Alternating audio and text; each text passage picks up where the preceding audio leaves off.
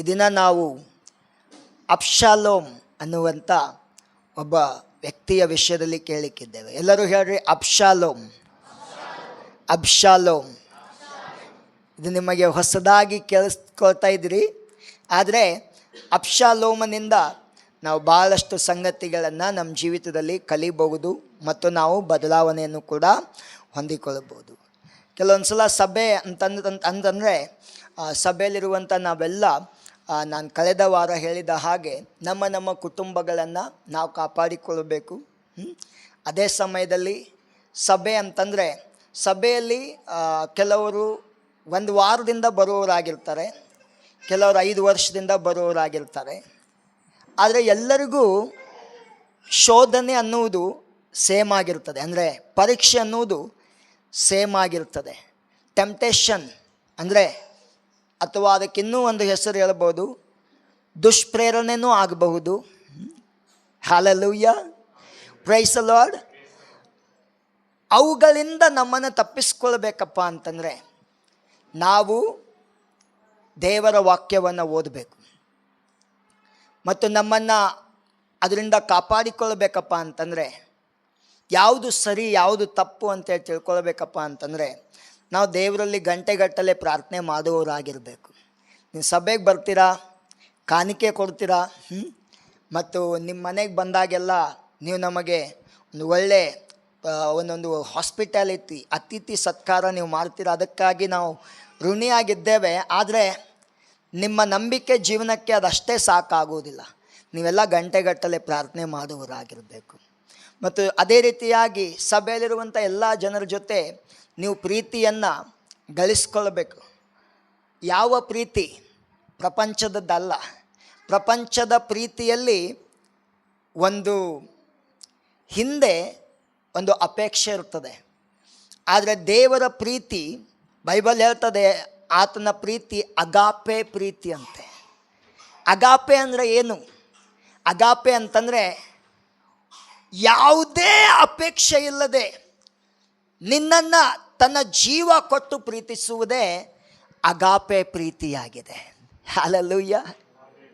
ನೀನು ಒಂದು ವೇಳೆ ದೇವರನ್ನು ಕೇಳುವುದಾಗಿದ್ದರೆ, ದೇವರೇ ನಾನು ದಾರಿ ತಪ್ಪಿದ್ದೆ, ನಾನು ನಾಶವಾಗ್ತಾ ಇದ್ದೆ, ನನ್ನನ್ನು ಯಾಕೆ ನೀನು ರಕ್ಷಣೆ ಮಾಡಿದೆ, ನನ್ನಲ್ಲಿ ಅಂಥದ್ದು ಏನಿದೆ ಅಂತ ಕೇಳುವುದಾಗಿದ್ದರೆ ನಿನಗೆ ದೇವರು ಉತ್ತರಿಸುವವನಾಗಿದ್ದಾನೆ, ನಾನು ನಿನ್ನನ್ನು ಪ್ರೀತಿಸ್ತೇನೆ ಎಂಬುದಾಗಿ. ನಾನು ನಿನ್ನ ಮೇಲೆ ಎತ್ತಿರುವಂಥ ಧ್ವಜ ಅದು ಪ್ರೀತಿಯೇ ಆಗಿದೆ ಎಂಬುದಾಗಿ ಆತನು ಹೇಳ್ತಾನೆ. ಹಲ್ಲೆಲೂಯಾ. ನಾನು ನಿನ್ನ ಮೇಲೆ ಎತ್ತಿರುವಂಥ ಧ್ವಜ ಅದು ಪ್ರೀತಿಯೇ ಆಗಿದೆ ಎಂಬುದಾಗಿ ಆತನು ಹೇಳುವನಾಗಿರ್ತಾನೆ. ದೇವರ ಪ್ರೀತಿ ನಿನ್ನಿಂದ ಏನೂ ಅಪೇಕ್ಷೆ ಪಡುವುದಿಲ್ಲ. ಆದರೆ ಪ್ರಪಂಚ ನಿನ್ನನ್ನು ಒಂದು ಸಣ್ಣ ಪ್ರೀತಿ ಮಾಡುವುದಾಗಿದ್ದರೂ ನಿನ್ನಿಂದ ಒಂದು ಅಪೇಕ್ಷೆಯನ್ನು ಇಟ್ಕೊಂಡಿರ್ತದೆ. ಸೊ ನಾವು ಆ ಪ್ರಪಂಚದ ಪ್ರೀತಿಯಿಂದ ಸಭೆಯವರನ್ನು ಪ್ರೀತಿಸೋರಲ್ಲ. ಮತ್ತು ನಾವು ಅವರನ್ನು ಯಾಕೆ ಪ್ರೀತಿಸ್ತೇವೆ? ನಮಗಿರುವಂಥ ಒಂದು ಸಮಾಜ ಅಂದರೆ ಸಭೆನೇ, ಸಭೆಯಲ್ಲಿರುವಂಥ ಜನರೇ.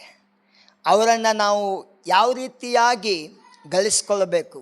ಹಣ ಕೊಡುವುದರಿಂದ ನಾವು ಗಳಿಸ್ಕೊಳ್ಳಿಕ್ಕಾಗುವುದಿಲ್ಲ. ಮನೆಯಲ್ಲಿ ಕರೆದವ್ರನ್ನ ಊಟ ಕೊಡುವುದರಿಂದ ನಾವು ಗಳಿಸ್ಕೊಳ್ಳಿಕ್ಕಾಗುವುದಿಲ್ಲ. ಏನೋ ಒಂದು ಗಿಫ್ಟ್ ಕೊಡುವುದರಿಂದ ನಾವು ಪ್ರೀತಿಯನ್ನು ಗಳಿಸ್ಕೊಳ್ಳಿಕ್ಕಾಗುವುದಿಲ್ಲ. ನಿಸ್ವಾರ್ಥತೆಯಿಂದ ಅವನು ಕ್ರಿಸ್ತ ನಂಬಿಕೆಯಲ್ಲಿ ಬೆಳಿಬೇಕು, ಅದಕ್ಕೆ ನಾನು ಏನೆಲ್ಲ ಮಾಡಬೇಕಾಗಿದೆಯೋ ಆ ಸಂಗತಿಗಳನ್ನು ಮಾಡುವುದೇ ಕ್ರಿಸ್ತನ ಪ್ರೀತಿಯಾಗಿದೆ. Hallelujah, praise the lord. Hallelujah. ಎಷ್ಟು ಜನರಿಗೆ ಅರ್ಥ ಆಗ್ತಾ ಇದ್ರಿ? ಮತ್ತು ಆ ಪ್ರೀತಿ ನೀವು ಒಂದೇ ದಿನದಲ್ಲಿ ಗಳಿಸ್ಕೊಳ್ಳಿಕ್ಕಾಗುವುದಿಲ್ಲ. ಕೆಲವೊಂದು ಸಲ ನೀವು 1 ವರ್ಷದಿಂದ ಸಭೆಗೆ ಬರ್ತಾ ಇರ್ಬೋದು. ಕೆಲವೊಬ್ಬರಿಗೆ ಅನುಭವ ಆಗ್ಬೋದು, ನಾವು 1 ವರ್ಷದಿಂದ ಹೋಗ್ತಾ ಇದ್ದೇವೆ, ನಮ್ಮನ್ನು ಯಾರೂ ಹಚ್ಕೊಂಡಿಲ್ಲ, ನಮಗೆ ಯಾರೂ ಪ್ರೀತಿ ತೋರಿಸುವುದಿಲ್ಲ ಎಂಬುದಾಗಿ. ಆದರೆ ಅದನ್ನು ನೀವು ತಪ್ಪಾಗಿ ತಿಳ್ಕೊಂಡಿದ್ರಿ. ನಾವೇ ಒಬ್ಬರ ಜೊತೆ ಇನ್ವಾಲ್ವ್ ಆಗಬೇಕು. ನಾವು ನಮ್ಮನ್ನು ಏನು ಮಾಡ್ತಾ ಇರ್ತೇವೆ ಅಂತಂದರೆ ಸೆಲ್ಫ್ ರೆಸ್ಪೆಕ್ಟ್, ಒಂದು ಈಗೋ, ಸ್ವಾಭಿಮಾನದಿಂದ ತುಂಬಿಕೊಂಡಿರ್ತೇವೆ. ನಾನು ಯಾಕೆ ಮಾತಾಡಬೇಕು, ನನಗೇನಂಥದ್ದು ಹರ್ಕತ್ತಿದೆ. ಹಲ್ಲೆಲೂಯಾ. ಇದೆಲ್ಲ ನಿನ್ನನ್ನು ಜನರ ಪ್ರೀತಿಯನ್ನು ಗಳಿಸ್ಕೊಳ್ಳಿಕ್ಕೆ ಆಗುವುದಿಲ್ಲ. ನಾನೇ ಯಾಕೆ ತ್ಯಾಗ ಮಾಡಬೇಕು, ನಾನೇ ಯಾಕೆ ಹೆಚ್ಚು ಕೊಡಬೇಕು? ಇದು ನಿನ್ನನ್ನು ಕ್ರಿಸ್ತನ ಪ್ರೀತಿಯಲ್ಲಿ, ಸಭೆಯ ಜನರ ಸಂಬಂಧದಲ್ಲಿ ಬೆಳೆಸಲಿಕ್ಕೆ ಆಗುವುದಿಲ್ಲ. ನಿಸ್ವಾರ್ಥತೆಯಿಂದ ನಾವೆಲ್ಲರನ್ನ ಪ್ರೀತಿಸಬೇಕು. ನಿಮಗೇನಾದರೂ ಒಂದು ಮನೆಯಲ್ಲಿ ಲಾಟ್ರಿ ಹೊಡೆದ್ರೆ ಆ ಸಂತೋಷವನ್ನು ನೀವು ಸಭೆಯ ದೇವ ಜನರೊಟ್ಟಿಗೆ ಕಳೀಬೇಕು. ಸೇವಕರನ್ನು ಕರೆದು ಇಂಥ ಒಂದು ಬಿಸ್ನೆಸ್ ಮಾಡ್ತಾ ಇದ್ದೇವೆ, ಇಂಥ ಒಂದು ಕಾರ್ಯ ಮಾಡ್ತಾ ಇದ್ದೇವೆ, ನಮಗೋಸ್ಕರ ಪ್ರಾರ್ಥನೆ ಮಾಡಿರಿ ಎಂಬುದಾಗಿ ನೀವು ಹೇಳಬೇಕು. ಆಗ ಮಾತ್ರ ನೀವು ಆ ಪ್ರೀತಿಯನ್ನು ಗಳಿಸ್ಕೊಳ್ಳಿಕ್ಕೆ ಆಗ್ತದೆ. Hallelujah, praise the Lord. ಕೆಲವೊಂದು ಸಲ ನಾವು ತಿಳಿಯದೇ ನಾವು ತಪ್ಪು ದಾರಿಯಲ್ಲಿರುವುದರಿಂದ ನಮಗೆಲ್ಲೂ ಪ್ರೀತಿ ಸಿಗುವುದಿಲ್ಲ. ಅದರ ಅರ್ಥ ಹಿಂಗಲ್ಲ ನಾವು ಅಲ್ಲೇ ಜೀವನ ಮುಗಿಸ್ತೇವೆ ಎಂಬುದಾಗಿ.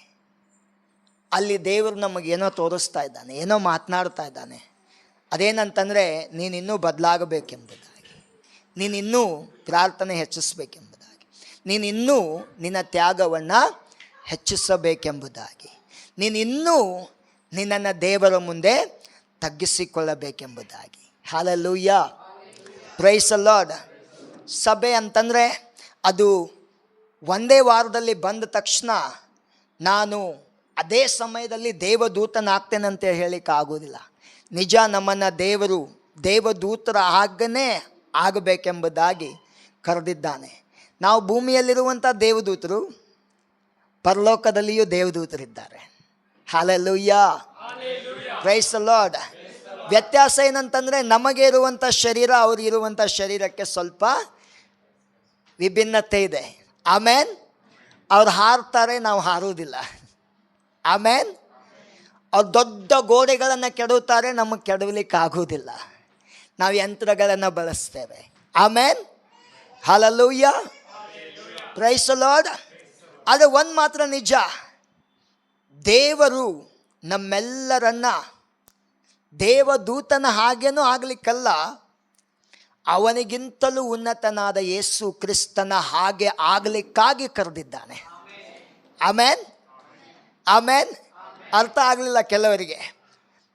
ಆತನು ಈ ಪ್ರಪಂಚದ ಪ್ರತಿಯೊಬ್ಬ ಮನುಷ್ಯ ತನ್ನ ಮಗನಾದಂಥ ಯೇಸು ಕ್ರಿಸ್ತನ ಪರಿಪಕ್ವತೆಗೆ, ಆ ಸಮಾನತೆಗೆ ಬರಬೇಕೆಂಬುದಾಗಿ ದೇವರು ನಿರ್ಧಾರ ಮಾಡಿದ್ದಾನೆ.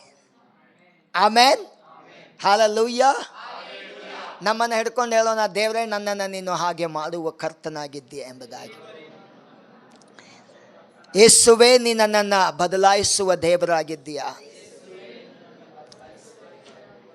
ಆಮೇನ್, ಹಲ್ಲೆಲೂಯಾ. ರೋಮಾಪುರದವರಿಗೆ ಬರೆದ ಪುಸ್ತಕದಲ್ಲಿ ಹೇಳಲ್ಪಟ್ಟಿದೆ, ದೇವರಿಗೆ ಆತನಿಗೆ ಅನೇಕ ಮಂದಿ ಸಹೋದರರಂತೆ, ಆದರೆ ಆ ಸಹೋದರರಲ್ಲಿ ಆತನೇ ಹಿರಿಯನಾಗಬೇಕೆಂದು ದೇವರು ಉದ್ದೇಶಿಸಿ ಎಲ್ಲರೂ ಆ ಹಿರಿಯನ, ಆ ತನ್ನ ಮಗನ ಸ್ವಾರೂಪ್ಯತೆಗೆ ಬರಬೇಕೆಂಬುದಾಗಿ ನಮ್ಮನ್ನು ಆತನು ಆರಿಸಿಕೊಂಡಿದ್ದಾನೆ ಎಂಬುದಾಗಿ ವಾಕ್ಯ ಹೇಳ್ತದೆ. Hallelujah, praise the Lord. ಇನ್ನು ಮುಂದೆ ಟಿ ವಿಯಲ್ಲಿ ನೋಡಿ, ಕಾಲೇಜ್ದಲ್ಲಿ ನೋಡಿ, ಯಾರನ್ನು ನೋಡಿ ನಾನು ಹಿಂಗೆ ಆಗಬೇಕು ಅನ್ನುವುದನ್ನು ಬಿಟ್ಟು ನಾವು ನಮ್ಮ ಕರ್ತನಾದ ಯೇಸು ಕ್ರಿಸ್ತನ ಹಾಗೆ ಆಗಬೇಕೆಂಬುದಾಗಿ ಕರೆಯಲ್ಪಟ್ಟಿದ್ದೇವೆ. ಅದನ್ನು ನೆನಪಿಸ್ಕೊಂಡು ಪ್ರತಿದಿನ ನಮ್ಮನ್ನು ಸಮರ್ಪಣೆ ಮಾಡುತ್ತಾ ಜೀವಿಸೋಣ.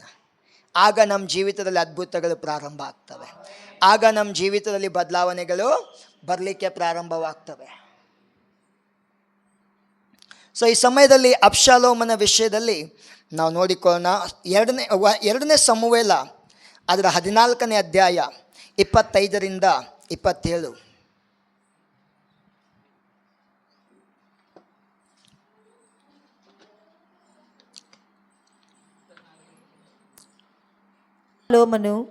ಎರಡನೇ ಸಮುವೇಲ 14ನೇ ಅಧ್ಯಾಯ 25ರಿಂದ 27. ಸೌಂದರ್ಯದಲ್ಲಿ ಅಬ್ಷಾಲೋಮನಂತೆ ಹೆಸರುಗೊಂಡು ಪುರುಷನು ಇಸ್ರಾಯೇಲರಲ್ಲಿ ಒಬ್ಬನೂ ಇರಲಿಲ್ಲ. ಅವನಲ್ಲಿ ಅಂಗಾಲಿನಿಂದ ನಡುನೆತ್ತಿನವರೆಗೂ ಒಂದು ದೋಷವಾದರೂ ಇರಲಿಲ್ಲ. ಅವನು ತಲೆ ಕೂದಲು ಭಾರವಾಗುವುದರಿಂದ ಪ್ರತಿ ವರ್ಷದ ಅಂತ್ಯದಲ್ಲಿ ಬೋಳಿಸಿಕೊಳ್ಳುವನು. ಆಗ ಅವನ ಕೂದಲು ಸರಾಕಾರಿ ತೂಕದ ಪ್ರಕಾರ 200 ರೂಪಾಯಿ ತೂಕವಾಗುತ್ತಿತ್ತು. ಅವನಿಗೆ 3 ಮಂದಿ ಗಂಡು ಮಕ್ಕಳು, ಒಬ್ಬ ಮಗಳು ಇದ್ದರು. ಮಗಳ ಹೆಸರು ತಾಮಾರ. ಈಕೆಯು ಬಹು ಸುಂದರಿಯಾಗಿದ್ದಳು. ಸಾಕ್ರಿ. ನಾವು ಯಾರ ವಿಷಯದಲ್ಲಿ ಕೇಳ್ತಾ ಇದ್ದೇವೆ? ಅಬ್ಷಾಲೋಮನ ವಿಷಯದಲ್ಲಿ ಕೇಳ್ತಾ ಇದ್ದೇವೆ. ಈತನು ಯಾರು? ಈತನು ದಾವೀದನ. ಸ್ವಲ್ಪ ಕೇಳುವಾಗ ನಿಮಗೆ ಮುಜುಗರ ಅನ್ನಿಸ್ಬೋದು, ಯಾಕಂದರೆ ಬೈಬಲ್ ಆ ರೀತಿಯಾಗಿ ಚರಿತ್ರೆಗಳನ್ನು ಯಾವುದೂ ಮುಚ್ಚುಮರೆ ಮಾಡಿಲ್ಲ, ಇದ್ದದ್ದನ್ನು ಇದ್ದ ಹಾಗೇನೆ ಹೇಳ್ತದೆ. ದಾವೀದನಿಗೆ 3ನೇ ಹೆಂಡತಿಯಲ್ಲಿ ಹುಟ್ಟಿರುವಂಥ ಅಬ್ಷಾಲೋಮನು. Hallelujah, praise the lord. ಮಾಕ ಅನ್ನುವವಳು ಅವನ ತಾಯಿ. ಅವನ ತಂದೆ ದಾವೀದನಾಗಿದ್ದಾನೆ. ದಾವೀದನೇನಾಗಿದ್ದಾನೆ? ಅರಸನಾಗಿದ್ದಾನೆ. Hallelujah, praise the lord. Hallelujah. ಇವನ ಬಗ್ಗೆ ಬೈಬಲ್ ಹೇಳ್ತದೆ. ಇವನ ಹಾಗೆ ನಮಗೆ ಬೇರೆ ಯಾರ ವಿಷಯದಲ್ಲಿಯೂ ಹೇಳುವುದಿಲ್ಲ. ಅದೇನಂತಂದರೆ, ಅವನಲ್ಲಿ ಅಂಗಾಲಿನಿಂದ ನಡುನೆತ್ತಿಯವರೆಗೆ ಒಂದು ದೋಷವಾದರೂ ಇರಲಿಲ್ಲ ಅಂತೆ. ಅಂದರೆ ಅವನ ಮೈ ಮೇಲೆ ಅವನು ಸುಮಾರು 20 ವರ್ಷದವನಾಗುವವರೆಗೂ ಅಥವಾ 18 ವರ್ಷ 19 ವರ್ಷದವನಾಗುವವರೆಗೂ ಅವನ ಮೈಯನ್ನು ಪರೀಕ್ಷೆ ಮಾಡಿದರೆ ಅವನು ಮೇಲಿನಿಂದ ಕೆಳಗಿನವರೆಗೆ, ಅಂಗಾಲಿನಿಂದ ಇಲ್ಲಿಯವರೆಗೆ ಸುಂದರನಾದಂಥ ವ್ಯಕ್ತಿ. ಎಲ್ಲಿಯೂ ಬಿದ್ದು ಅವನಿಗೆ ಒಂದು ನೋವಿನ ಕಲೆ ಕೂಡ ಇರಲಿಲ್ಲ. Hallelujah, hallelujah. ಸೌಂದರ್ಯದಲ್ಲಿ ಅಬ್ಷಾಲೋಮನಂತೆ ಹೆಸರುಗೊಂಡ ಪುರುಷನು ಇಸ್ರಾಯೇಲರಲ್ಲಿ ಒಬ್ಬನೂ ಇರಲಿಲ್ಲ ಎಂಬುದಾಗಿ ವಾಕ್ಯ ಹೇಳ್ತದೆ. Hallelujah, hallelujah. ಅವನ ಕೂದಲುಗಳು ಎಲ್ಲರೂ ನೋಡ್ತಾ ಇದ್ರಂತೆ, ಇಷ್ಟು ಸುಂದರವಾಗಿದ್ದಂತೆ. ವರ್ಷಕ್ಕೆ ಒಂದೇ ಸಲ ಅವನು ಕಟಿಂಗ್ ಮಾಡ್ಕೊಳ್ತಾ ಇದ್ದಂತೆ. ಕಟಿಂಗ್ ಮಾಡ್ಕೊಂಡಂಥ ಕೂದಲುಗಳನ್ನು ತೂಕ ಮಾಡುವಾಗ ಬೈಬಲ್ ಏನು ಹೇಳ್ತದೆ? ಒಂದು ನಿಮಿಷ. ಬೈಬಲ್ ಹೇಳ್ತದೆ, ಅಲ್ಲಿ ಕೆಲವು ನಾಣ್ಯಗಳನ್ನು ತೂಕದಲ್ಲಿ ಹಾಕ್ತಾ ಇದ್ರಂತೆ. 200 ನಾಣ್ಯಗಳಂತಿದೆ. ಆ ನಾಣ್ಯಗಳ ತೂಕ ಎಷ್ಟೋ ಅವನ ಕೂದಲಿನ ತೂಕ ಅಷ್ಟಾಗಿತ್ತಂತೆ. ಅಂದರೆ ಅಷ್ಟು ಬೆಳೀತಾ ಇದ್ವಂತೆ, ಅಷ್ಟು ಭಾರವಾಗಿದ್ದುವಂತೆ. ಮತ್ತು ಅವನು ನೋಡುವಾಗ ಎಲ್ಲರೂ ಅವನನ್ನು ಮೆಚ್ಚುವವನಾಗಿದ್ದಂತೆ. ಬೈಬಲ್ ಹೇಳ್ತದೆ. ಈ ಅಬ್ಷಾಲೋಮನ್ ಯಾರು? ದಾವೀದನಿಗೆ ಅವನ 3ನೇ ಹೆಂಡತಿಯಲ್ಲಿ ಹುಟ್ಟಿರುವಂಥ ಮಾಕ, ಅವಳಲ್ಲಿ ಹುಟ್ಟಿರುವಂಥ ಇವನು ಅಬ್ಷಾಲೋಮನಾಗಿದ್ದಾನೆ. ಇವನ ವಿಷಯದಲ್ಲಿ ಈ ದಿನ ನಾವು ಏನು ಕೇಳ್ತಾ ಇದ್ದೇವೆ ಅಂತಂದರೆ, ಈತನ ಜೀವಿತದಲ್ಲಿ ನಡೆದಂಥ ಒಂದು ಘಟನೆಯನ್ನು ನಾವು ಓದ್ತಾ ಇದ್ದೇವೆ. ಅದ್ರ ಬಗ್ಗೆ ಇನ್ನೂ ಸ್ವಲ್ಪ ವಿವರಣೆ ನೋಡಬೇಕಾದ್ರೆ 2ನೇ ಸಮುವೇಲ 3ನೇ ಅಧ್ಯಾಯ ಅದರ 2 ಮತ್ತು 3ನೇ ವಚನವನ್ನು ತೆಗಿರಿ.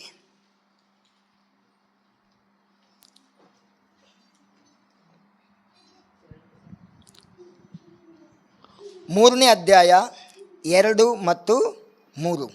ಹೆಬ್ರೋನಿನಲ್ಲಿರುವಾಗ ದಾವೀದನಿಗೆ ಹುಟ್ಟಿದ ಮಕ್ಕಳು, ಚೊಚ್ಚಲ ಮಗನು ಅಮ್ನೋನನು. ಇವನು ಇಜ್ರೇಲಿನವಳಾದ ಅಹೀನೋವಮಳಲ್ಲಿ ಹುಟ್ಟಿದವನು. ಎರಡನೆಯವನು ಕಿಲಾಬನು.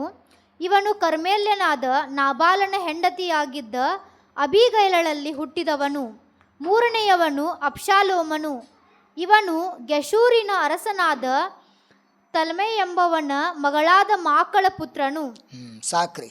ಇಲ್ಲಿ ನಾವು ನೋಡ್ತೇವೆ 6 ಮಕ್ಕಳು 6 ಹೆಂಡತಿಯರಿಂದ ಹುಟ್ಟಿರುವುದನ್ನು ನಾವು ನೋಡ್ತೇವೆ. ಇನ್ನು ಆತನಿಗೆ ಅನೇಕ ಮಕ್ಕಳನ್ನು ನಾವು ನೋಡ್ತೇವೆ. ಇದು ಹೆಬ್ರೋನ್ ಅನ್ನುವಂಥ ಊರಿನಲ್ಲಿ ಅವನ ಚರಿತ್ರೆ. 7.5 ವರ್ಷದ ಸೇವೆಯಲ್ಲಿ ನಂತರದ ಅವನು ಯೆರೂಸಲೇಮಿನಲ್ಲಿ ಅರಸನಾಗಿ ಹೋದಾಗ ಅಲ್ಲಿ ಸುಮಾರು ವರ್ಷ 33 ವರ್ಷ ಅವನ ಸೇವೆಯಲ್ಲಿ ಅವನಿಗೆ ಅಲ್ಲಿಯೂ ಕೂಡ ಕುಟುಂಬಗಳಿವೆ.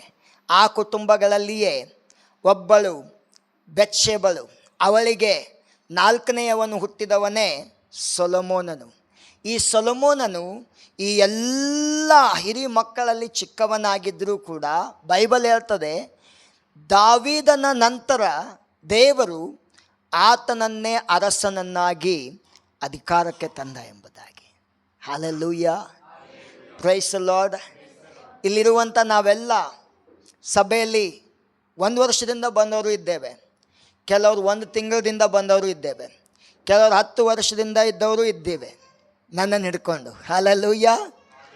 ಆದರೆ 1 ತಿಂಗಳದಿಂದ ಬರುವವರು ಅವರು ಬಲವಾದಂಥ ಸೇವೆ ಮಾಡತಕ್ಕಷ್ಟು ಅಭಿಷಿಕ್ತ ಉಳ್ಳವರು ಕೂಡ ಆಗಬಹುದು. ಅದು ಯಾವಾಗ ಗೊತ್ತಾ? ಅವರು ತಮ್ಮನ್ನು ದೇವರಿಗೆ ಸಮರ್ಪಣೆ ಮಾಡುವುದಾದರೆ. Amen, hallelujah. ಅದಕ್ಕೆ ಯೇಸು ಸ್ವಾಮಿ ಹೇಳಿದ, ಮೊದಲನೆಯವರು ಕಡೆಯವರಾಗುವರು, ಕಡೆಯವರು ಮೊದಲಿನವರಾಗುವರು. ನೀವ್ಯಾಕೆ ಕಡೆಯವರಾಗಲಿಕ್ಕಾಗಿ ನಿಮ್ಮನ್ನು ಬಿಟ್ಟುಕೊಡ್ತೀರಾ? Amen, hallelujah, praise the lord. ದಿನನಿತ್ಯ ಪ್ರಾರ್ಥನೆ ಹೆಚ್ಚಿಸ್ರಿ, ದೇವರ ವಾಕ್ಯವನ್ನು ಹೆಚ್ಚಿಸ್ರಿ, ದೇವರಿಗೆ ಸಮರ್ಪಣೆಯನ್ನು ಹೆಚ್ಚಿಸ್ರಿ. Amen, hallelujah. ನೋಡ್ರಿ, ಆಗ ದೇವರು ನಿಮ್ಮನ್ನು ಯಾವ ರೀತಿಯಾಗಿ ಉಪಯೋಗಿಸ್ತಾನೆ. ನಿಮ್ಮ ಮನೇಲಿ ಎಂತೆಂಥ ಕಾರ್ಯಗಳು ನಡೀತವೆ. ನಿಮ್ಮನ್ನು ನೋಡುವಂಥ ಜನ ಬಂದು ಹೇಳ್ತಾರೆ ನಮಗೋಸ್ಕರ ಪ್ರಾರ್ಥನೆ ಮಾಡಿರಿ ಎಂಬುದಾಗಿ. Hallelujah, praise the lord, hallelujah, praise the Lord. So ಈ ವ್ಯಕ್ತಿಯ ವಿಷಯದಲ್ಲಿ ಏನಾಗ್ತದೆ ಅಂತಂದರೆ, ಒಂದು ದಿನ ಅದನ್ನು ನಾವು ಮನೆಯಲ್ಲಿ ಹೋದಾಗ ಓದ್ಕೊಳ್ರಿ. 2 ಸಮುವೇಲನ 13ನೇ ಅಧ್ಯಾಯದಲ್ಲಿ 1ನೇ ವಚನದಿಂದ ಓದುವಾಗ ಅಲ್ಲಿ ಅಮ್ನೋನ್ ಅನ್ನುವಂಥ ಹಿರಿಯ ಅಣ್ಣ, ಅವನಿಗೆ ಈ ಒಂದು ಅಬ್ಷಾಲೋಮನಿಗೆ ಒಬ್ಬ ತಂಗಿ ಇರ್ತಾಳೆ. ಆ ತಂಗಿಯ ಮೇಲೆ ಅವನಿಗೆ ಏನಾಗ್ತದೆ ಅಂತಂದರೆ ಮನಸ್ಸು ಬಂದು ಅವಳನ್ನು ಆತನು ತನ್ನವಳನ್ನಾಗಿ ಮಾಡಿಕೊಳ್ತಾನೆ. ಅದು ಅಧರ್ಮವಾಗಿತ್ತು. ಆದರೆ ಅಧರ್ಮದ ನಿಮಿತ್ತ ಅಲ್ಲಿ ತಂದೆಗೆ ಅಂದರೆ ದಾವೀದನಿಗೆ ಮತ್ತು ಮಕ್ಕಳ ಮಧ್ಯದಲ್ಲಿ ಸ್ವಲ್ಪ ಬಿರುಕುಗಳು ಬರ್ತವೆ. Hallelujah, praise the lord, hallelujah. ಹೇಳ್ರಿ, ನಾನು ಅಬ್ಷಾಲೋಮನ ಕುರಿತು ಕಲಿತಾ ಇದ್ದೇನೆ, ಆತನನ್ನೇ ನೋಡ್ತೇನೆ, ಬೇರೆ ಏನನ್ನೂ ನೋಡೋದಿಲ್ಲ. Hallelujah, hallelujah. ನಾನು ಸಾಕ್ಷಿಯನ್ನು ನೋಡೋದಿಲ್ಲ. ಹೇಳ್ರಿ ನೋಡೋಣ, ನಾನು ಸಾಕ್ಷಿಯನ್ನು ನೋಡೋದಿಲ್ಲ, ಶಾಲೋಮ್ನನ್ನು ನೋಡೋದಿಲ್ಲ,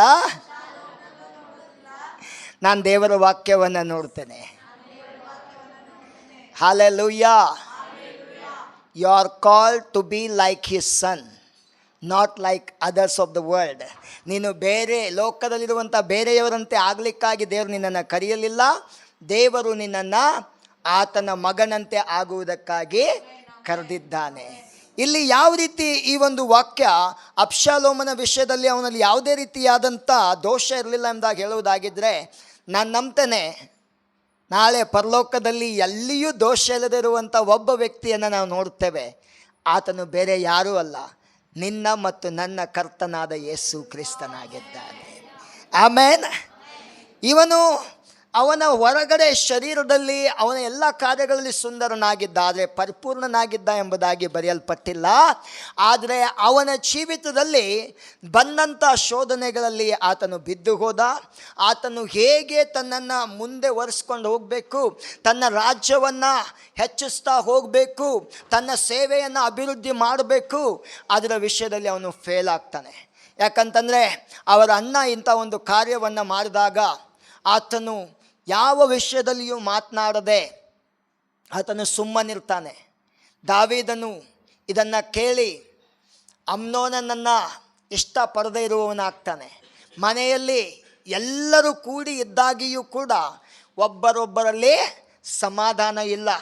ಇಂಥ ಕಾರ್ಯ ನಮ್ಮ ಮನೆಯಲ್ಲಿ ನಡೆದು ಹೋಯ್ತಲ್ಲ, ಇಸ್ರಾಯೇಲ್ ದೇಶಕ್ಕೇ ನಾನು ಅರಸ, ನನ್ನ ಮನೆಯಲ್ಲಿ ಇಂಥ ಕಾರ್ಯ ನಡೀತಲ್ಲ ಎಂಬುದಾಗಿ. ಆದರೆ ಒಂದು ದಿನ ಬೈಬಲ್ ಹೇಳ್ತದೆ, 2ನೇ ಸಮುವೇಲ 13ನೇ ಅಧ್ಯಾಯ 37ನೇ ವಚನವನ್ನು ಯಾರಾದರೂ ಓದ್ರಿ.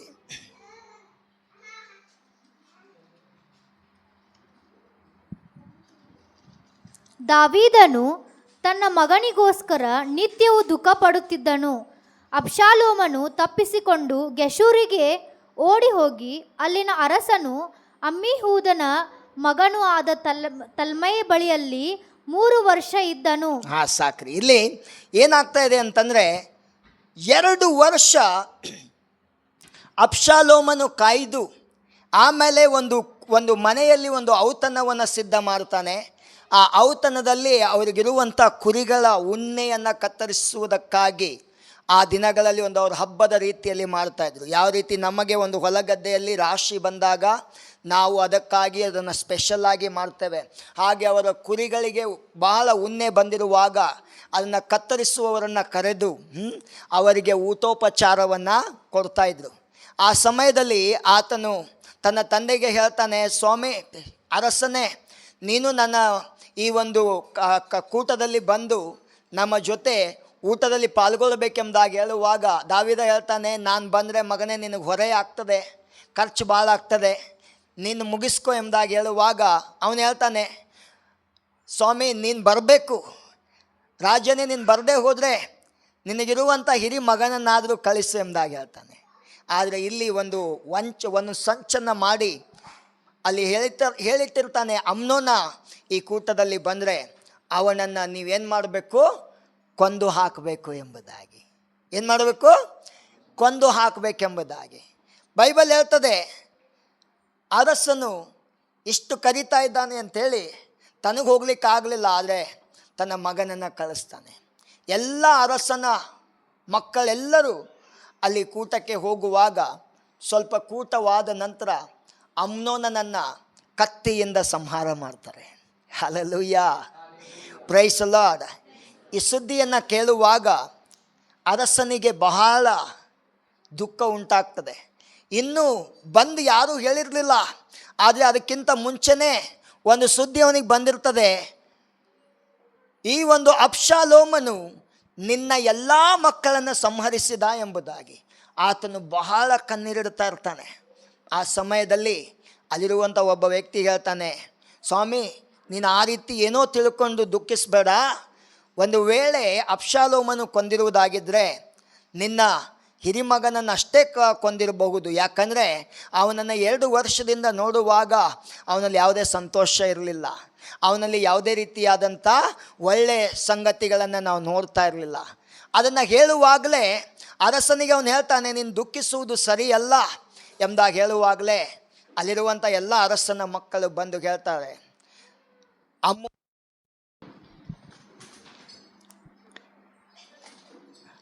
ಅದು ಮತ್ತೆ hallelujah, praise the Lord. So ಈ ಸುದ್ದಿಯನ್ನು ಕೇಳುವಾಗ ಬೈಬಲ್ ಹೇಳ್ತದೆ, ದಾವೀದನು ಬಹಳವಾಗಿ ಕಣ್ಣೀರಿಟ್ಟ. ಆದರೆ ಅದೇ ಸಮಯದಲ್ಲಿ ಇಲ್ಲಿರುವಂಥ ಅಬ್ಷಾಲೋಮನು ಏನು ಮಾಡ್ತಾನೆ, ತನ್ನ ತಂದೆಯೊಟ್ಟಿಗೆ ಇರುವುದನ್ನು ಬಿಟ್ಟು ಆತನು ಬೇರೆ ಊರಿಗೆ ಹೋಗ್ತಾನೆ. ಅದು ಯಾವ ಊರು? ಗೆಷೂರ್ ಊರಿನಲ್ಲಿ ಯಾರ ಬಳಿಗೆ ಹೋಗ್ತಾನೆ? ಅವರ ಅಜ್ಜನ ಬಳಿಗೆ ಹೋಗ್ತಾನೆ. ಅವರ ಅಜ್ಜನ ಮನೆಯಲ್ಲಿ ಎಷ್ಟು ವರ್ಷ ಇರ್ತಾನೆ? 3 ವರ್ಷ ಇರ್ತಾನೆ. ಆದರೆ ತಂದೆ ಅವನನ್ನು ಮರಳಿ ಕರಿಬೇಕನ್ನುವಂಥ ವಿಚಾರನೂ ಮಾಡೋದಿಲ್ಲ. ಯಾಕಂತಂದರೆ ತನ್ನ ಹಿರಿ ಮಗನಿಗೋಸ್ಕರ ಬಹಳ ಕಣ್ಣೀರಿಡ್ತಾ ಇರ್ತಾನೆ. Hallelujah, praise the lord. ಇಲ್ಲಿರುವಂಥ ನಾವು ಕೂಡ ಈ ಅರಸನ ಜೀವಿತದಲ್ಲಿ ನಡೆದಂಥ ಘಟನೆಯ ಹಾಗೆ ಏನೇನೋ ನಮ್ಮ ಜೀವಿತದಲ್ಲಿಯೂ ನಡೀತವೆ. ಸಾಧ್ಯನೇ ಇಲ್ಲ ರೀ. ನೀನು ಯೇಸು ಸ್ವಾಮಿನ ನಂಬಿದೆ, ನಿನ್ನ ಜೀವನ ಪ್ರತಿದಿನ ಸ್ವರ್ಗದ ಜೀವನ ಅಂದ್ಕೊಳ್ಳಿಕ್ಕೇ ಹೋಗಬೇಡ. ನೀನು ಯಾವ ದಿನ ಕ್ರಿಸ್ತಿಯ ಜೀವಿತದಲ್ಲಿ ಕಾಲಿಟ್ಟಿದ್ದೀಯೋ ನೀನೇನು ಮಾಡ್ತಾ ಇದ್ದೀಯ ಗೊತ್ತಾ? ಯೇಸು ಕ್ರಿಸ್ತನ ಹಿಂದೆ ನೀನು ಹೋಗ್ತಾ ಇದ್ದೀಯ. ಯೇಸು ಕ್ರಿಸ್ತನು ಪ್ರತಿದಿನ ನಿನ್ನನ್ನು ಪಾರ್ಟಿಗೇ ಕರ್ಕೊಂಡು ಹೋಗೋದಿಲ್ಲ. Hallelujah, praise the lord. ಯೇಸು ಸ್ವಾಮಿ ಏನು ಹೇಳಿದಾನೆ? ನಿನಗೆ ನನ್ನ ಶಿಷ್ಯನಾಗಬೇಕಂತೇಳಿ ಮನಸ್ಸಿದ್ರೆ ನಿನ್ನ ಶಿಲುಬೆಯನ್ನು ಹೊತ್ತಿಕೋ. ಏನು ಹೇಳ್ತಾನೆ? ನಿನ್ನ ಶಿಲುಬೆಯನ್ನು ಎತ್ತಿಕೋ, ಅದನ್ನು ಹೊತ್ತುಕೊಂಡು ದಿನಾಲೂ ನನ್ನ ಹಿಂದೆ ಬಾ. ಎಷ್ಟು ದಿನ? ಯೇಸು ಸ್ವಾಮಿ ನಿಮಗೆ ಯಾವುದೇ ಆಫರ್ ಕೊಡ್ತಾ ಇಲ್ಲ. ಒಂದನ್ನು ತೆಗೆದುಕೊಳ್ಳ್ರಿ, 2 ಉಚಿತವಾಗಿ ಪಡೆದುಕೊಳ್ಳ್ರಿ ಎಂಬುದಾಗಿ. Hallelujah, praise the Lord. ನಿನಗೆ ಮನಸ್ಸಿದ್ದರೆ, ಪಕ್ಕದವ್ರಿಗೆ ಹೇಳಿ, ನಿನಗೆ ಮನಸ್ಸಿದ್ದರೆ. ಮನಸ್ಸಿದೆಯಾ? ಯೇಸು ಸ್ವಾಮಿ ಶಿಲುಬೆಯನ್ನು ಇಟ್ಕೊಂಡು ಅದನ್ನು ಕೂತ್ಕೊಂಡು ನೋಡುವುದಕ್ಕಾಗಿ ಭಾಳ ಸಂತೋಷ ಅನ್ನಿಸ್ತದೆ. ಹಲ್ಲೆಲೂಯಾ. ಕೆಲವರು ಬಂಗಾರದ ಲಾಕೆಟ್ ಮಾಡಿರ್ತಾರೆ, cross, I am Christian, I am Born Christian. See this locket, see this cross, I love Jesus. Hallelujah, hallelujah, hallelujah. ಆದರೆ ಅದೇ ಶಿಲುಬೆಯ ಮೇಲೆ ಯೇಸು ಸ್ವಾಮಿ ಯಾತನೆಯನ್ನು ಅನುಭವಿಸಿದ್ದಾನೆ. ಆಮೇನ್. ನಿನಗೆ ಮನಸ್ಸಿದ್ದರೆ ಏನಂತೇಳಿ, ನನ್ನ ಶಿಷ್ಯನಾಗಬೇಕಂತೇಳಿ ದಿನಾಲು ನಿನ್ನ ಶಿಲುಬೆಯನ್ನು ಹೊತ್ತುಕೊಂಡು ನನ್ನ ಹಿಂದೆ ಬಾ. ಯಾರ ಹಿಂದೆ ಹೋಗಬೇಕು? ಯಾರ ಹಿಂದೆ ಹೋಗಬೇಕು? ಆಶೀರ್ವಾದ ನೀನು ಒಂದು ದಿನ ಸ್ವಾಮಿ ಮೇಲೆ ನಂಬಿಕೆ ಇಟ್ಟ ಮೇಲೆ ನಾಳೆನೇ ಬರುವುದಿಲ್ಲ. ಅಥವಾ ನೀನು ನಿನ್ನ ಜೀವಿತದಲ್ಲಿ ಎಂಥ ಒಂದು ಕಹಿ ಘಟನೆ ನಿಮ್ಮ ಜೀವಿತದಲ್ಲಿ ಸಂಭವಿಸಿದರೆ ನಾಳೆನೇ ಅದಕ್ಕೆ ನ್ಯಾಯದಂಡನೆ ಬರುವುದಿಲ್ಲ. 2 ವರ್ಷ ಎಲ್ಲ ಚಲೋನೇ ಇತ್ತು. ಎಲ್ಲಿ? ದಾವೀದನ ಮನೆಯಲ್ಲಿ. ಆದರೆ 2 ವರ್ಷ ಆದ ನಂತರ ಎಲ್ಲ ಸರಿಯಾಗಿರಲಿಲ್ಲ.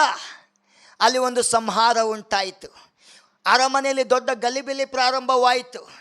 ಈ ಕಡೆ ಒಬ್ಬ ಮಗ ತೀರಿ ಹೋದ, ಇನ್ನೊಬ್ಬ ಮಗ ಮನೆ ಬಿಟ್ಟು ಹೋದ. ಎಷ್ಟು ದಿವಸ? 3 ವರ್ಷ. ಯಾರು? ಅಬ್ಷಾಲೋಮ. ಅಬ್ಷಾಲೋಮನು ಸುಂದರನಾಗಿದ್ದನೇನೋ ನಿಜ, ಆದರೆ ಕೆಲವೊಂದು ವಿಷಯಗಳಲ್ಲಿ ಅವನು ಕೂಡ ಫೇಲ್ ಆಗಿದ್ದಾನೆ. ಅವನು ಯಾವ ನಿರ್ಧಾರ ತೆಗೆದುಕೊಳ್ಬೇಕನ್ನುವುದರಲ್ಲಿ ಫೇಲ್ ಆಗಿದ್ದ. ಆತನು ತಮ್ಮನನ್ನು ಕೊಂದ ಮೇಲೆ 3 ವರ್ಷ ಅಜ್ಜನ ಬಳಿಯಲ್ಲಿ ಹೋಗಿ ಅಲ್ಲಿ ಏನು ಕಲ್ತನೋ ಗೊತ್ತಿಲ್ಲ. ಅಲ್ಲಿ ಹೋಗಿ ಅವನು ಏನು ಕಲ್ತನೋ ಗೊತ್ತಿಲ್ಲ. Hallelujah, praise the Lord. ನಾನು ಹೇಳ್ತೇನೆ, ನಾವು ಸಭೆಗೆ ಬರೀ ಒಂದೇ ದಿವಸ ಬರ್ತೇವೆ, ಅದರಲ್ಲಿ 3 ಗಂಟೆ ಮಾತ್ರ ನಾವು ಹಬ್ಬ ಅಂದರೆ ಕಳೀತೇವೆ. ಉಳಿದ ದಿನಗಳನ್ನು ಎಲ್ಲಿ ಕಳೀತೇವೆ ನಾವು? ಬೈಬಲ್ ನಮ್ಮ ಹತ್ರ ಇರ್ತದ? ಹಲ್ಲೆಲೂಯಾ. ಯೇಸು ಸ್ವಾಮಿ ಮನೆಯಲ್ಲಿ ಕೂತ್ಕೊಂಡಿರ್ತೀವ? ಯೇಸು ಸ್ವಾಮಿ ಹೇಳುವುದನ್ನು ಕೇಳ್ತಾ ಇರ್ತೀವ? ನಾವು ಅದನ್ನು ಬಿಟ್ಟು 3 ವರ್ಷ ಗೆಶೂರಿಗೆ ಹೋಗ್ತೀವ? ಅಲ್ಲಿರುವಂಥ ಅಜ್ಜ ಕೇಳ್ತಾನೆ, ಯಾಕೋ ಬಂದೀಯಾ? ಹಿಂಗೆಲ್ಲ ಆಯಿತು. ಅಯ್ಯೋ, ಅವರು ಸರಿ ಇಲ್ಲ, ಅರಸನೂ ಸರಿ ಇಲ್ಲ ಅಂತೇಳಿ ಅಜ್ಜ ಕಲಿಸಿರ್ಬಹುದು. ಆಮೇನ್, ಹಲ್ಲೆಲೂಯಾ, ಪ್ರೈಸ್ ದಿ ಲಾರ್ಡ್. ಆದರೆ ಇಲ್ಲಿ ದಾವೀದನದು ಒಂದು ತಪ್ಪಿದೆ. ಅದೇನಂತಂದರೆ 3 ವರ್ಷ ಅವನು ಹೋದರೂ ಕೂಡ ಒಂದು ದಿನ ಅವನನ್ನು ನೋಡಬೇಕನ್ನುವಂಥ ಯೋಚನೆ ಅಷ್ಟರ ಒಳಗಡೆ ಅವನಿಗೆ ಬರಲೇ ಇಲ್ಲ. ಆಮೇನ್, ಹಲ್ಲೆಲೂಯಾ, ಪ್ರೈಸ್ ದಿ ಲಾರ್ಡ್. ಆಮೇನ್. ನಾವು ಚಿಕ್ಕವರಿರ್ತೇವೆ.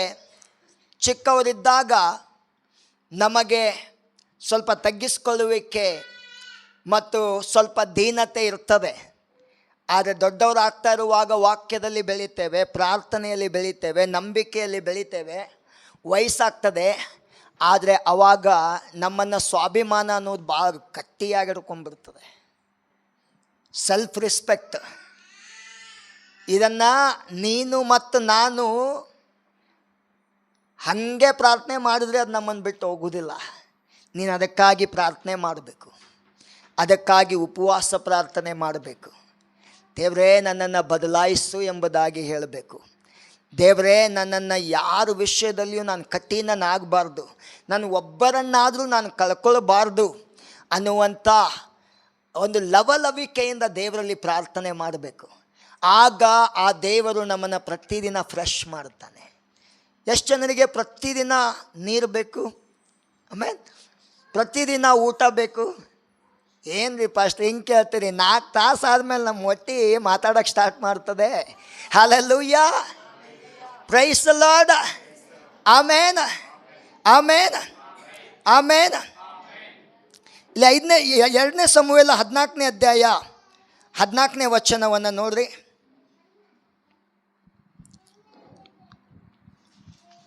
ನಾವು ಸಾಯುವವರು ನೆಲದ ಮೇಲೆ ಚೆಲ್ಲಲ್ಪಟ್ಟು ತಿರುಗಿ ಕೂಡಿಸಲ್ಪಡಲಾರದ ನೀರಿನಂತಿದ್ದೇವೆ.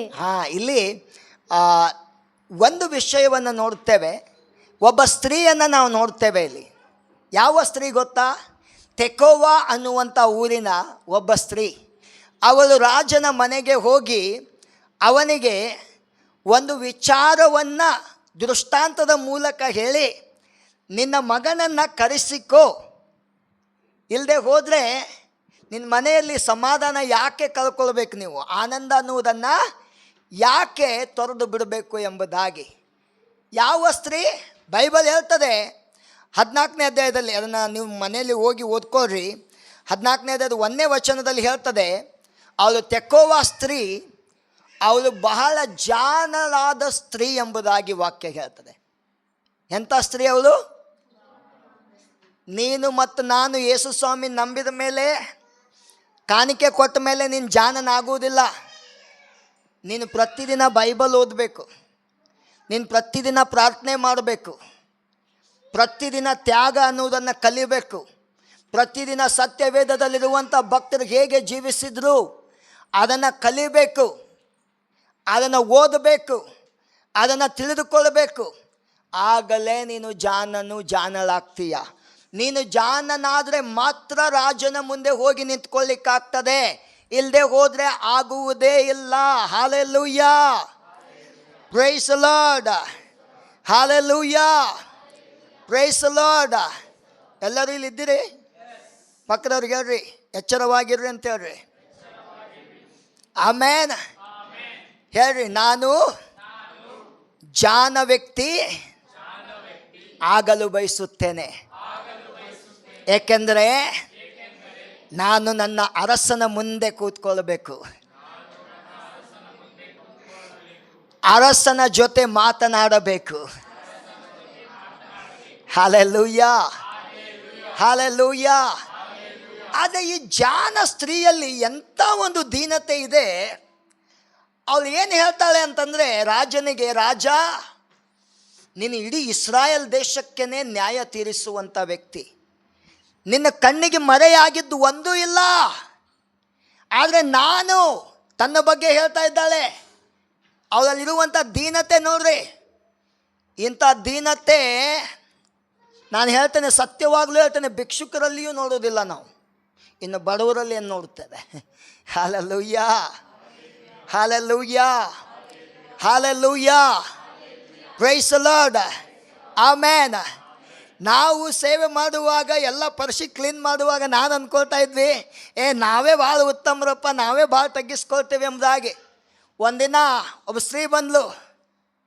ಆ ಸ್ತ್ರೀ ಯಾರು ಗೊತ್ತಾ? ದೊಡ್ಡ ಕರ್ನಲನ ಹೆಂಡತಿ, ಲಕ್ಷ ಸಂಬಳ ತೆಗೆದುಕೊಳ್ಳುವವನ ಹೆಂಡತಿ.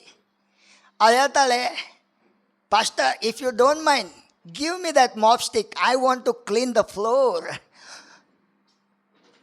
ಯಾರಪ್ಪ? ನೋಡಲಿಕ್ಕೆ ಎಲ್ಲ ಕಡೆ ಬಂಗಾರ ಇದೆ, ಕಾರ್ನಲ್ಲಿ ಬಂದಿದ್ದಾಳೆ, ಹೇಳ್ತಾ ಇದ್ದಾಳೆ, ಪಾಸ್ಟೇ ಪ್ಲೀಸ್ ನನಗೆ ಕೊಡ್ರಿ ಆ ಮಾಪ್ ಸ್ಟಿಕ್ಕನ್ನು, ನಾನು ಕೂಡ ಫ್ಲೋರ್ ಕ್ಲೀನ್ ಮಾಡ್ತೀನಿ ಎಂಬುದಾಗಿ. ಪ್ರತಿ ಶನಿವಾರ ಬಂದು ಅವಳೇ ಕ್ಲೀನ್ ಮಾಡಲಿಕ್ಕೆ ಪ್ರಾರಂಭಿಸಿದ್ಲು. ಇದು 120 ಜನರ ಹಾಲು, ಅದು 200 ಜನರ ಹಾಲು. Hallelujah, hallelujah. ನೀನು ಯೇಸುವನ್ನು ನಂಬಿದ್ದಕ್ಕೆ ಅಷ್ಟಕ್ಕೆ ಸಾಕಾಗುವುದಿಲ್ಲ. ನನ್ನಲ್ಲಿ ಮತ್ತು ನಿನ್ನಲ್ಲಿ ಇಂಥ ತಗ್ಗಿಸ್ಕೊಳ್ಳುವಿಕೆ ಯಾವಾಗ ಬರ್ತದೆ? ಹಾಗೆ ಬರುವುದಿಲ್ಲ. ನೀನು ರೊಕ್ಕ ಕೊಟ್ಟರೆ ಬರುವುದಿಲ್ಲ. ಚರ್ಚಿನಲ್ಲಿ ರೊಕ್ಕ ಕಾಣಿಕೆನ ಬಂಗಾರ ಕೊಟ್ಟರೂ ಕೂಡ ಬರುವುದಿಲ್ಲ. ಹಲ್ಲೆಲೂಯಾ. ನೀನು ದೊಡ್ಡ ದೊಡ್ಡ ಸಭೆಗಳಿಗೆ ಹೋಗುವುದರಿಂದನೂ ಬರುವುದಿಲ್ಲ.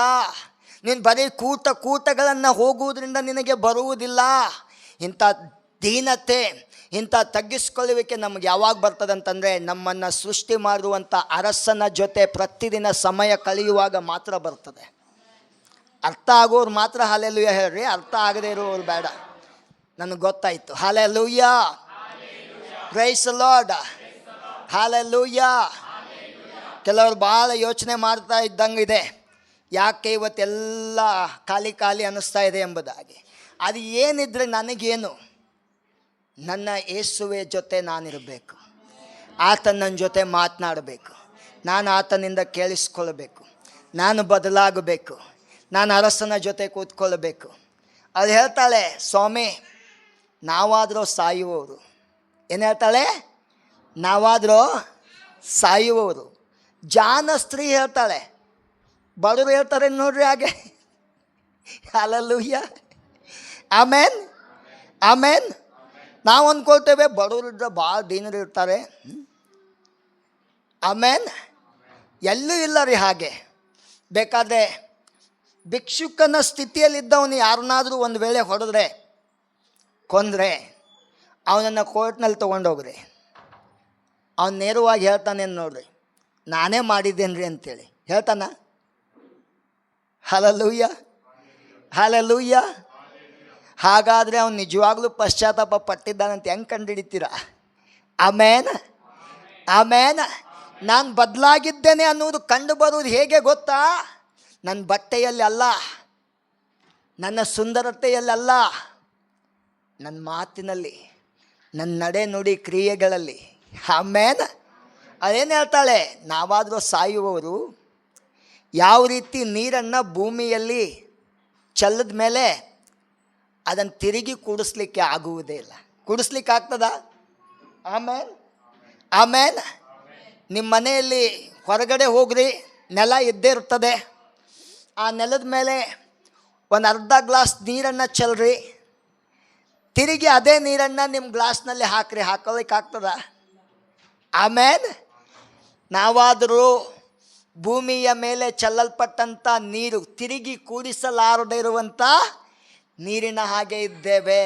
ತನ್ನ ಬಗ್ಗೆ ತಗ್ಗಿಸಿಕೊಳ್ಳುವಿಕೆ, ತನ್ನನ್ನು ತಗ್ಗಿಸಿಕೊಂಡು ಅರಸನಿಗೆ ಹೇಳ್ತಾಳೆ, ಸ್ವಾಮಿ ನೀನು ಎಲ್ಲರ ನ್ಯಾಯ ತೀರಿಸ್ತೀಯ, ನನಗೂ ಕೂಡ ಒಳ್ಳೆ ನ್ಯಾಯವನ್ನೇ ನೀನು ಕೊಟ್ಟಿದ್ದೀಯ.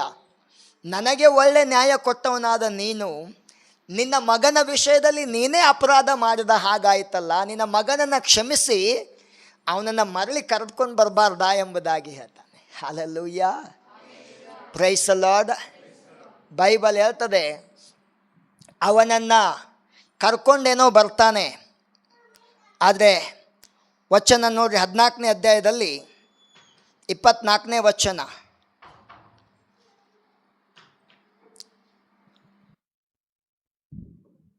ಆದರೆ ಅರಸನು ಅಬ್ಷಾಲೋಮನು ತನ್ನ ಮನೆಗೆ ಹೋಗಲಿ, ಅವನು ನನ್ನ ಮುಖವನ್ನು ನೋಡಬಾರದು ಎಂದು ಆಜ್ಞಾಪಿಸಿದ್ದರಿಂದ ಅವನು ತನ್ನ ಮನೆಗೆ ಹೋದನು, ಅರಸನ ಮುಖವನ್ನು ನೋಡಲಿಲ್ಲ.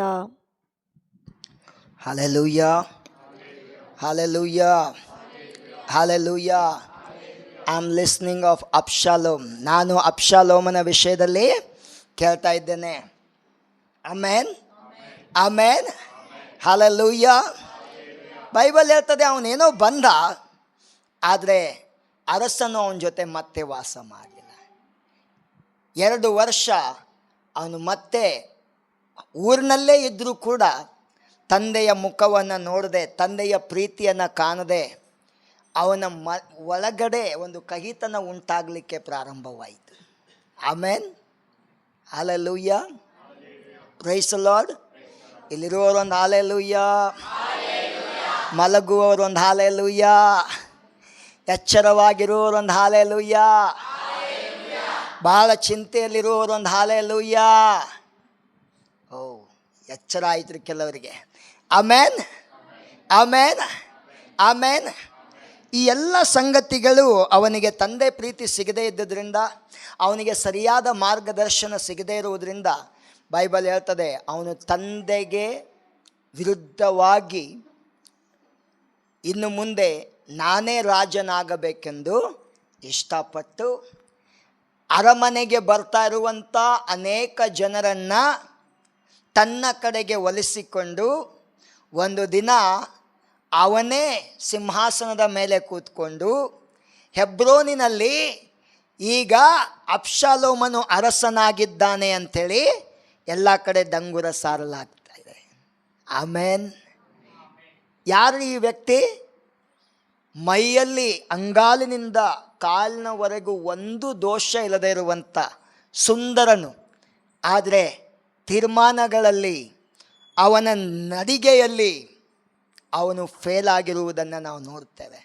ಒಂದು ದಿನ ಅವನು ರಾಜನ ವಿರುದ್ಧವಾಗಿಯೇ ನಿಂತ, ಆದರೆ ಅಲ್ಲಿ ದಾವೀದನ ಒಳ್ಳೆಯ ಕ್ಯಾರೆಕ್ಟರ್ಗಳನ್ನು ನಾವು ನೋಡುತ್ತೇವೆ. ಇವನ್ನೆಲ್ಲ ನೀವು ಮನೆಯಲ್ಲಿ ಓದ್ರಿ. ನೀನು ಕ್ರಿಸ್ತನ ಮಗನು ಮಗಳು, ನೀನು ಈ ವಾಕ್ಯಗಳನ್ನು ಓದುವುದರಿಂದನೇ ಆಗ್ತೀಯ. ಬರೀ ಪ್ರತಿ ವಾರ ಸಭೆಗೆ ತಪ್ಪದೇ ಬರುವುದರಿಂದ ಆಗುವುದಿಲ್ಲ, ಅಥವಾ ಸಭೆ ತಪ್ಪಿಸಿಕೊಳ್ಳುವುದರಿಂದನೂ ಆಗುವುದಿಲ್ಲ. Hallelujah, praise the Lord. So ಆತನು ಅರಸನಿಗೆ ವಿರುದ್ಧವಾಗಿ ನಿಂತ. ಅಲ್ಲಿ ಮೇಲಿನ ದೇವರು ಅವನ ಯಾವ ಕಾರ್ಯಗಳು ಸಫಲವಾಗದ ಹಾಗೆ ಮಾಡ್ದ. ಒಂದು ದಿನ ತಂದೆಯ ವಿರುದ್ಧವಾಗಿ ಯುದ್ಧಕ್ಕೆ ಹೋಗಿದ್ದರಿಂದ ಕೊನೆಯ ವಚನವನ್ನು ಓದಿಕೊಂಡು ನಾವು ಮುಗಿಸ್ಕೊಳ್ಳೋಣ. 2 ಸಮುವೇಲ 18ನೇ ಅಧ್ಯಾಯ 14ರಿಂದ 15.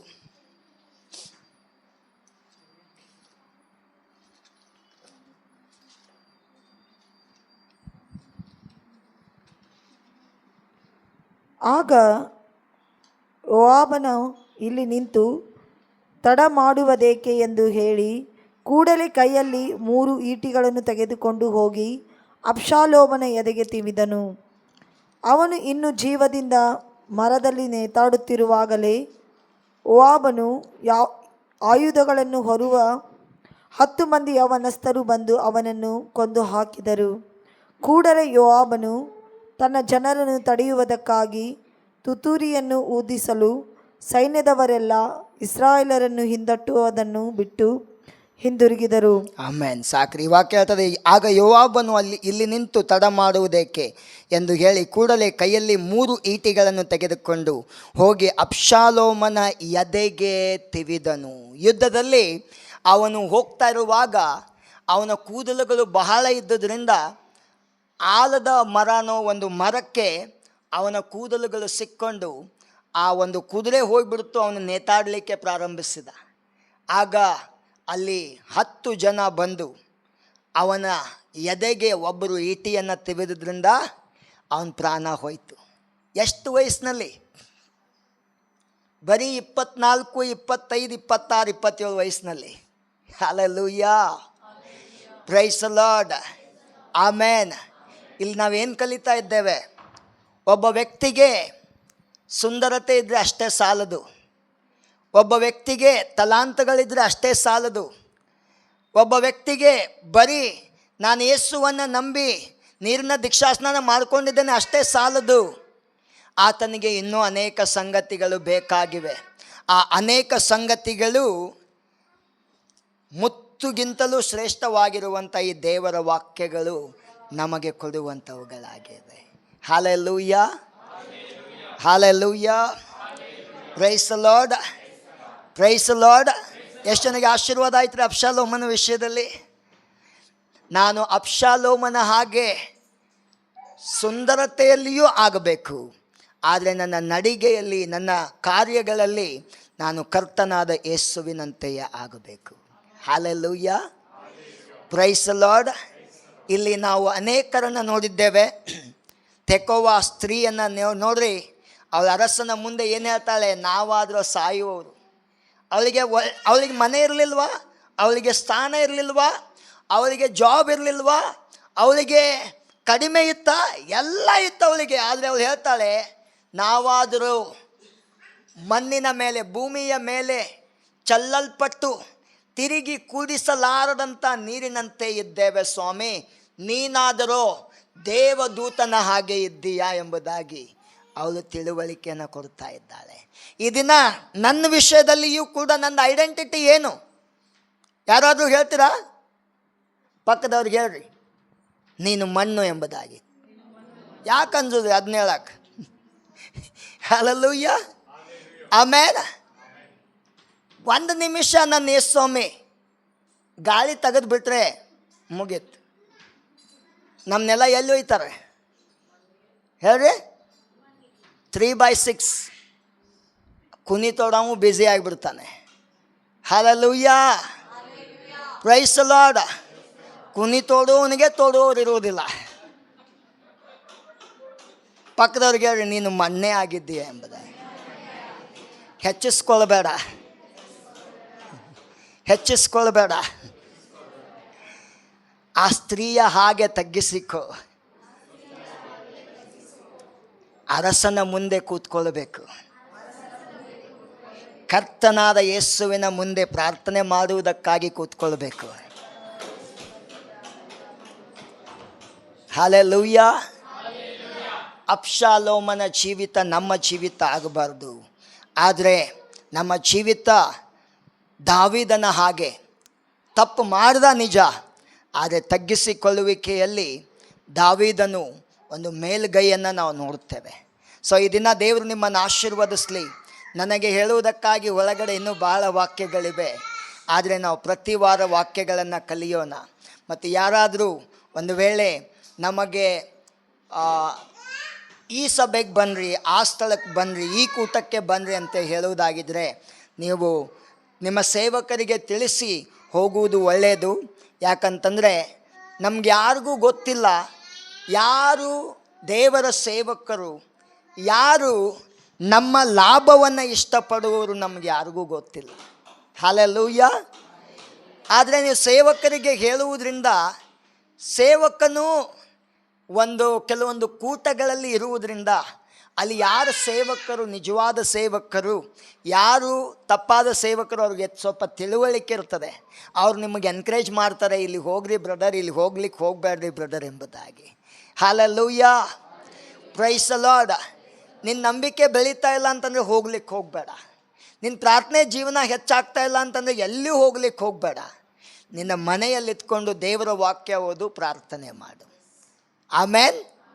ಯಾವ ರೀತಿ ಗೇಶ್ವರಿಗೆ ಹೋದಾಗ ಅವನಿಗೆ ತಪ್ಪು ಪ್ರೇರಣೆ ಮಾಡುವವರಿದ್ರೋ, ಹಾಗೆ ನಾವು ದೇವರ ಆಲಯವನ್ನು, ದೇವರು ನಮಗೆ ಕೊಟ್ಟಿರುವಂಥ ಸಭೆಯನ್ನು, ದೇವರು ನಮಗೆ ಕೊಟ್ಟಿರುವಂಥ ಸೇವಕರನ್ನು ಬಿಟ್ಟು ನಾವು ಆ ಕಡೆ ಈ ಕಡೆ ಹೋಗುವಾಗ ನಮಗೂ ಕೂಡ ಗಂಡಾಂತರ ಕಾದುಕೊಂಡಿರ್ತದೆ.